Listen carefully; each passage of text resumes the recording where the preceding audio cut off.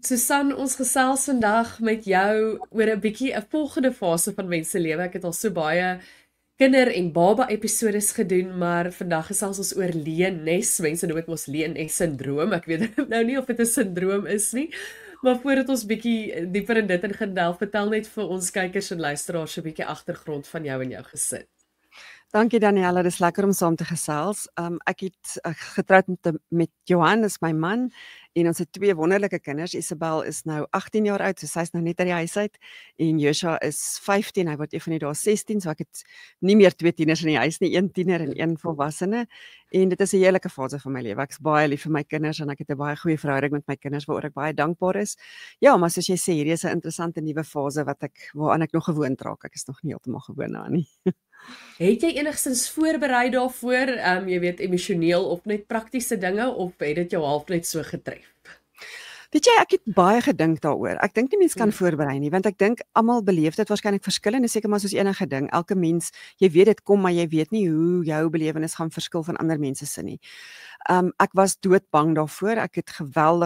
Ek was baie bang daarvoor, maar ek dink dit is baie moeilik om voor te berei. Ek dink wat ek maar gedoen het is om vir myself te sê ek moet soveel as moontlik tyd saam met Isabel spandeer die laaste jaar, eintlik sommer 'n hele jaar, en herinneringe bou en goed doen wat spesiaal is. Maar ek dink nie mens kan dis in elk geval so 'n rowwe jaar. Die laaste jaar is so besig in matriek. Daar's so baie dinge wat gebeur dat jy baie min tyd het om jou emosioneel voor te berei vir die volgende uitdaging wat voorlê.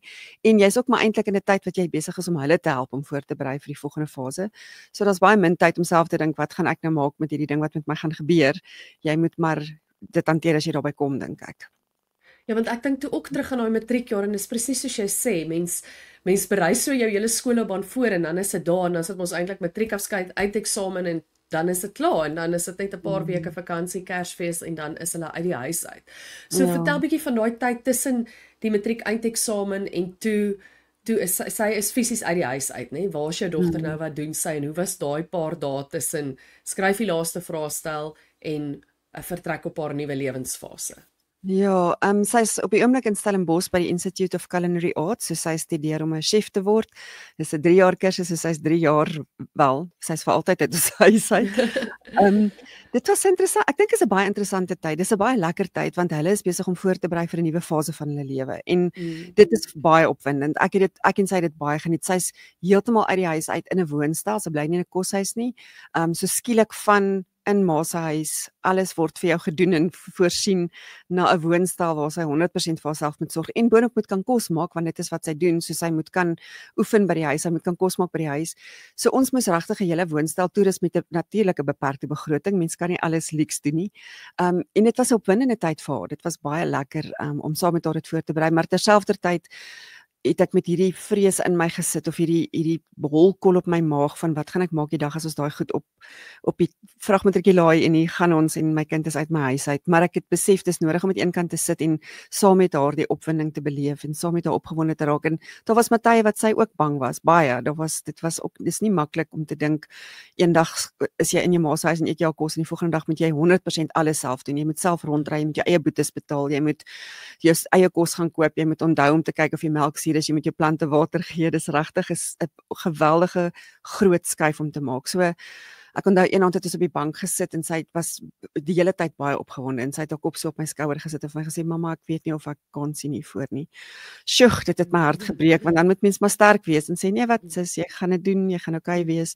Al bewe my hart in my binneste. So ja, ek dink daai tyd is 'n baie lekker tyd. Mense doen baie spesiale goed saam, maar terselfdertyd het jy hierdie bewustheid van jou dat dit is vir haar 'n nuwe fase op 'n goeie manier, maar vir jou is dit 'n nuwe fase op 'n manier wat dalk nie so lekker is nie. Ja, want sy was baie dapper om so ver te gaan. Julle is in Pretoria, jy weet, sy's nou in Stellenbosch. Dis nie soos toe ek uit die huis uit was ek het in Potchefstroom gebly, my ouers het daar gebly en ek skoshuis toe maar in dieselfde dorp. So as dinge moeilik geword het, dan was dit nog moontlik om gou-gou terug te gaan huis toe, selfs as iemand dalk, jy weet, net 'n uur of 2 se ry ver weg is, maar vir julle is dit nou net nie moontlik nie. Gelukkig is daar, soos jy sê, telefoonoproepe en so. Wat was vir jou toe sy nou uit is, daai eerste dag? Het dit jou op daai dag getref, of het dit eintlik eers ingesink? Wat was vir jou die moeilikste? Ek is saam met haar, ek was darm in die bevoorregte posisie dat ek saam met haar Stellenbosch toe kon gaan vir so 4 weke en ek het haar lekker gehelp om haar plekkie in te rig en haar voete te vind en so. Ek dink wat vir my die moeilikste, daar's baie dinge wat vir my moeilik was. Ek dink die moeilikste was waarskynlik om terug te kom huis toe en sy is nie in haar kamer nie. Mens dink dis groot goed wat jy mis, maar die gewone geselsies om in die aand by die huis te kom, ek en sy kuier baie lekker en ons lag baie saam. En om by die huis te kom en haar kamer is leeg. Ek kon die eerste paar dae nie eers in haar kamer ingaan nie. Dit was net vir my baie moeilik. Haar plante is weg. Ek en sy is altyd plantmense en haar kamer was sonder plante en haar kas, haar kamer is altyd de mekaar.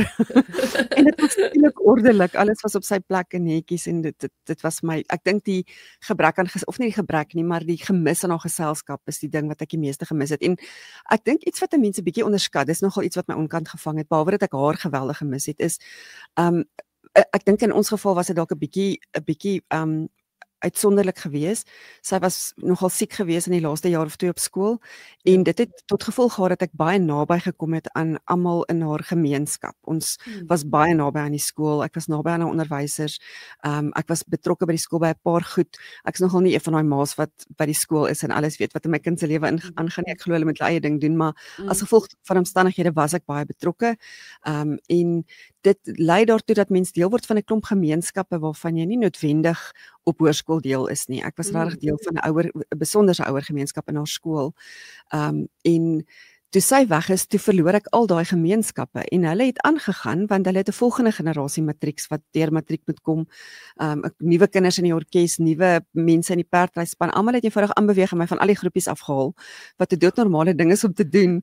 Maar dit is 'n baie groot verlies. Dis 'n groter verlies as net jou kind wat weggaan. Jy verloor 'n klomp mense wat jy elke dag gesien het, met wie jy gereeld gepraat het, met wie jy gedeelde belange gehad het. Selfs haar perdryskool, die plek waar sy perd gery het, waar stalle is, haar afrigter en sy kindertjies, sy pragtige kindertjies vir wie ek so lief is want ek het ure en ure en ure daar gesit en met die kindertjies gespeel terwyl sy perd ry en al daai is skielik weg uit 'n mens se lewe uit en mens dink dit gaan lekker wees om tyd te hê, maar dit is nie. Dis nie tyd op 'n lekker manier nie. Dis tyd wat jy eerder sou die chaos wat kom saam met iemand in matriek, die absolute oorweldigende, daar's nooit tyd vir niks.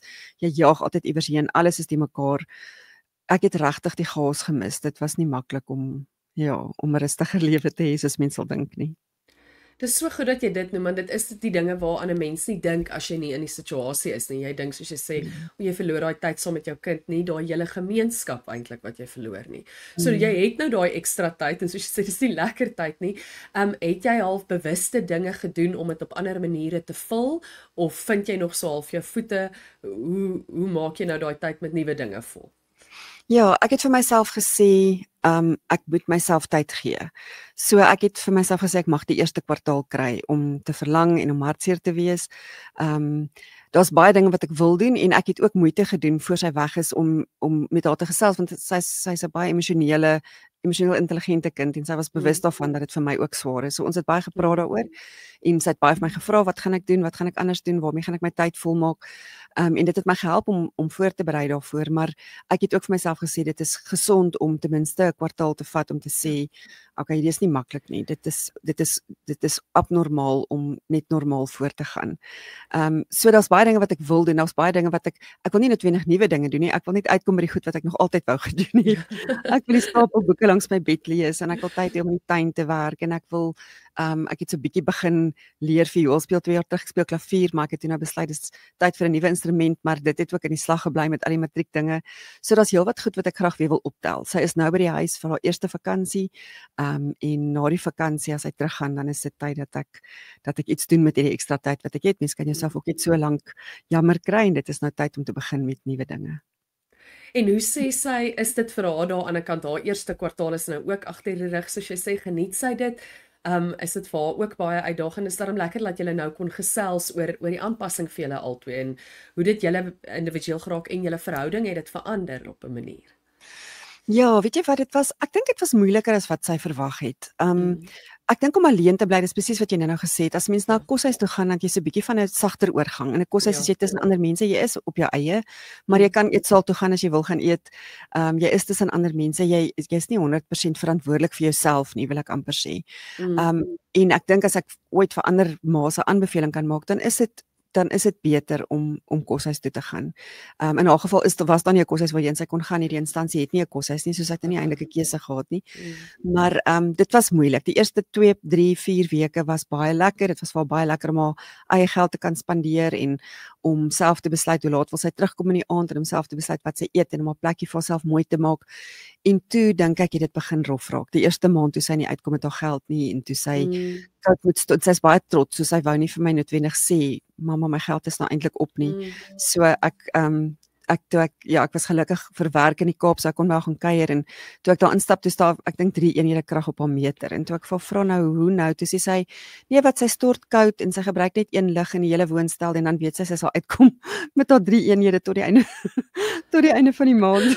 Sy's tog so saam. Ja. En ons het 3 salty cracks in haar kas, so dit breek 'n ma se hart om sulke goed te sien, maar ek besef ook hoe nodig dit is dat sy leer om te werk met haar geld en leer om te begroot. Ek dink die moeilikste was, dit was seker so 'n maand en 'n half, so 2 maande in die eerste kwartaal en het sy baie siek geraak. Sy was regtig baie siek, sy het varkgriep gehad. En dit was 'n tyd hierdie kant wat ek kon nie na toe gaan nie, maar mense kan in elk geval nie elke keer op 'n vliegtuig spring as jou kind in die Kaap is nie, dis eenvoudig onmoontlik. En sy was regtig baie siek, tot so 'n mate dat sy nie uit die bed uit kon opstaan om vir haarself iets te maak om te eet nie. En dit was baie swaar vir my. Dit was regtig baie swaar om met haar oor die telefoon te praat en te hoor my kind is so siek. Sy kan nie apteek toe ry medisyne te gaan kry nie. Sy kan nie vir haarself iets gesond maak om te eet nie. Sy kan nie gaan stort nie. Sy lê in daai ou woonstelletjie van haar. Niemand weet sy is daar nie. Sy het nog nie vriende met wie sy so goed bevriend is dat hulle ry en kom kyk of sy okay is nie. Ek het my naderhand 'n goeie vriendin gevra, ry net soontoe en vat vir haar 'n paar warm etes dat sy net iets het om te eet. Dit was baie swaar en daar was een oggend wat sy my gebel het en so gehuil het dat sy nie kon praat nie. Ons kon nie praat met mekaar nie. En toe het ek vir haar gesê, sis, hierdie is die laagtepunt. Dit gaan nie erger word as hierdie nie. Dit is die absolute laagtepunt. Hierdie is die slegste wat dit met jou kan gaan. Jy's siek en jy kan nie eet nie en jy kan nie opstaan nie en niemand gee om nie en maar hierdie as jy hier deurkom dan gaan dit van hier af beter gaan. Dit gaan nie weer so sleg wees nie. Volgende keer gaan daar mense wees wat jy gaan vriende gemaak het intussen, daar gaan mense wees wat kom hoor hoe gaan dit met jou. Jy gaan weet hoe om dit te hanteer, jy gaan 'n dokter hê met wie jy kan gesels. Ja, en sy studeer sonder my en ek dink dit was goed. Ek kon 'n paar dae later was ek gelukkig toe nou in die Kaap vir werk en ek kon gaan kyk of sy okay is en sy is okay. Sy het aan die ander kant uitgekom. Dit was regtig 'n nare ervaring, maar ek dink dit is so belangrik vir 'n jong mens om te leer. Ek kan hierdie krisisse hanteer. Dis dalk nie maklik nie en ek hanteer dit nie ideaal nie en maar ek kan dit doen. Ek's aan die ander kant uit en ek lewe en ek is gesond weer en ek het dit self gedoen en self planne gemaak. So ek dink daai was die absolute laagtepunt. Ek dink dit het jy vra wat het dit gedoen vir ons verhouding? Ek dink ons het 'n baie goeie verhouding gehad in elk geval voor die tyd. So ek dink ons verhouding is dieselfde, net dit is tog bietjie op 'n ander vlak want 'n mens is nie meer primêre ma nie. Jy is nou primêr 'n eerste vriendin eintlik en dan 'n ma.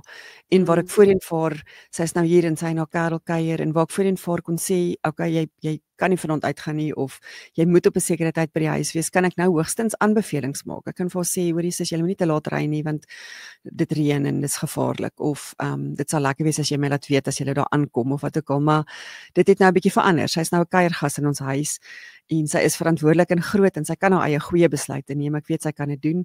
En dit is ook lekker om te weet ek hoef eintlik nie meer daai ernstige rol van ma wees. Ek hoef dit nie meer so ernstig op te neem nie. Ek kan net maar so 'n bietjie ontspan en haar geselskap geniet en sy het bietjie meer vrymoedigheid om my te vertel wat gebeur in haar verhouding en om raad te vra.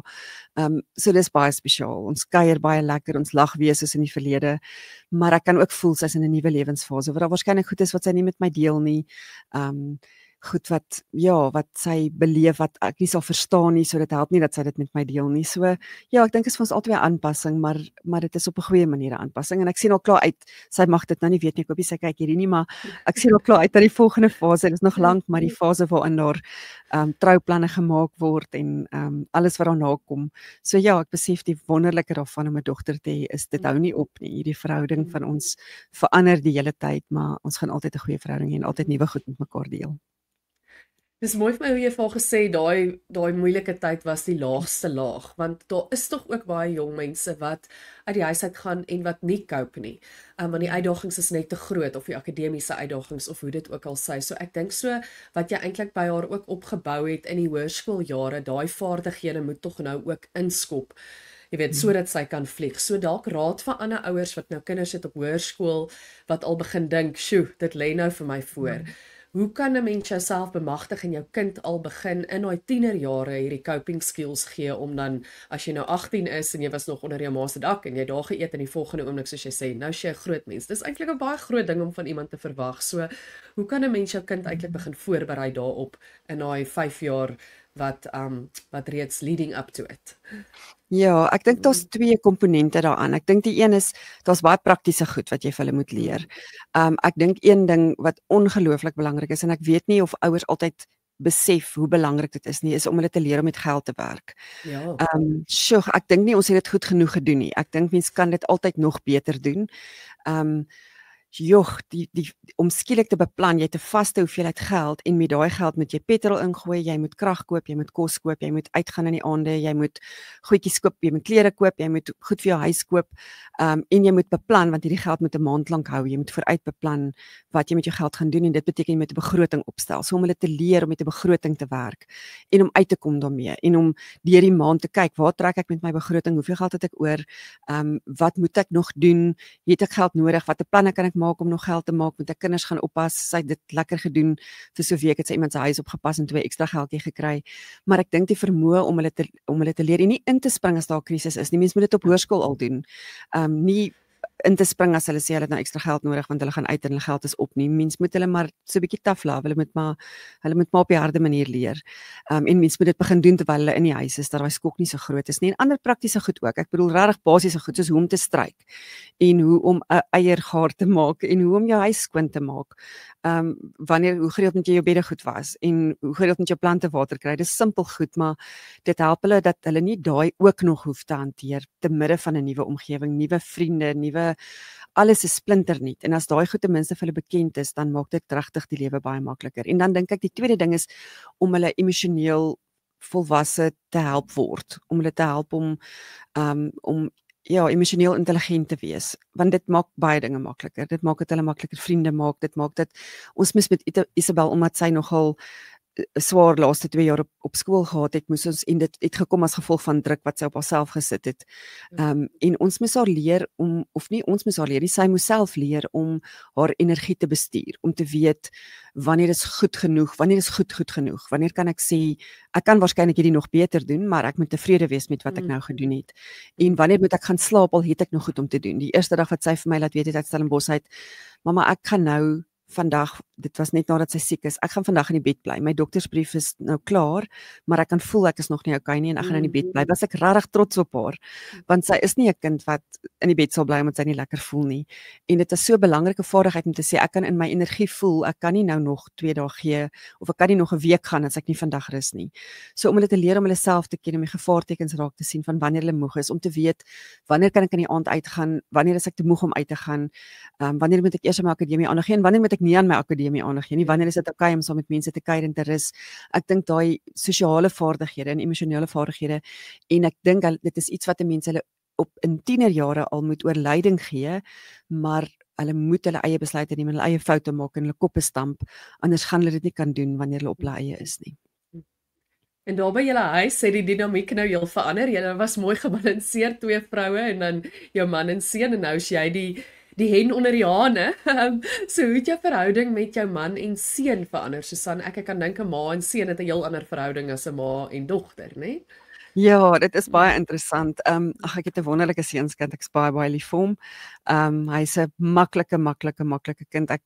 ek het die hele tyd mens wag mos maar so vir die tienerjare om toe te slaan en dit het met hom net nie gebeur nie. Hy het net groot geword en hy's 'n absolute engel wat glad nie skaam is vir sy verhouding met my nie. So hy sal my sommer vashou voor sy vriende en met sy arm om my skouers loop by die skool.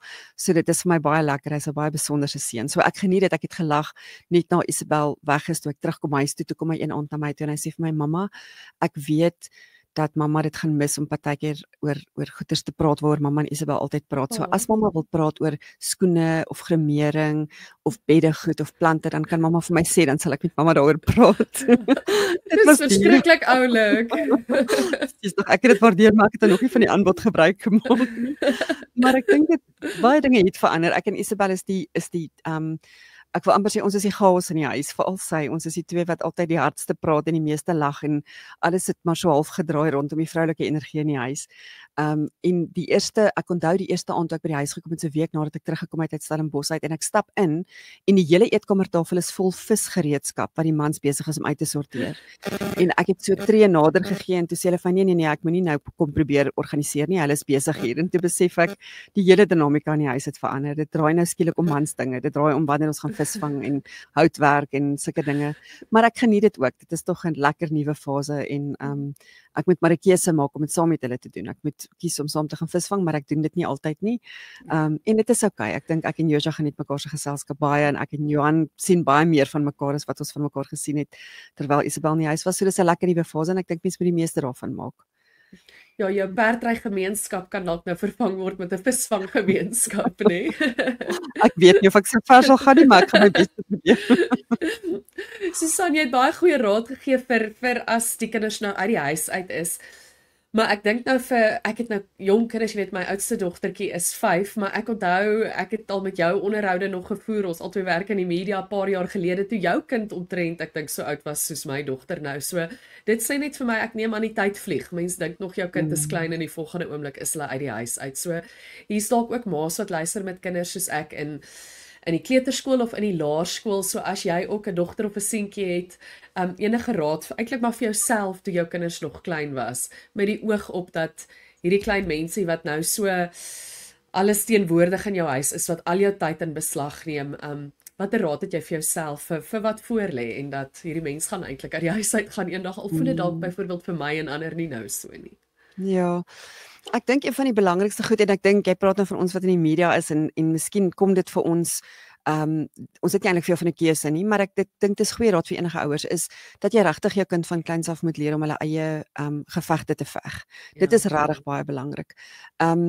As hulle kleiner is natuurlik op kleuterskool gaan jy hulle nou nie los om self die boelies uit te sorteer nie. Dit is nou nie wat 'n mens bedoel nie, maar ek dink hoe jonger jy hulle leer, hulle leiding gee om hulle eie besluite te neem en self situasies te hanteer en eerder raad gee as om daar te wees en dit namens hulle te doen.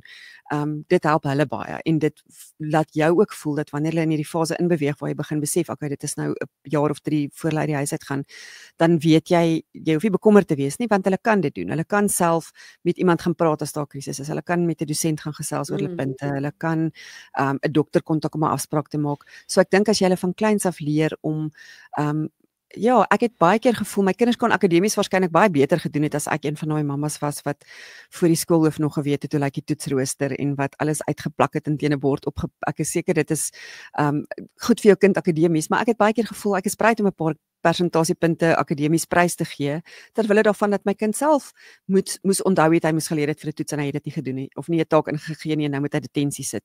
Ons het 'n reël in ons huis dat as Joshua detensie sit omdat hy nie huiswerk gedoen het nie en dan moet hy huis toe Uber en hy moet self betaal daarvoor, want dit is nie 'n rit wat deel van die beplanning was nie.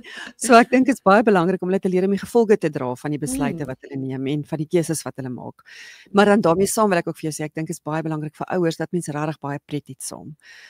Die goed wat my kinders nou vir my sê, wat hulle onthou van toe hulle klein was, is regtig die belaglike lawwe goed wat ons saam gedoen het. Ek het baie keer onthou ek in die somer het ons, as dit warm is dan, en hulle is nie lus vir bad nie, een van die warm lang somersmiddag, dan het ek hulle lyfies vol shower gel gesmeer, en dan het ons die sproeier op die gras aangesit, en dan het hulle die sproeier gehardloop in plaas van om te bad.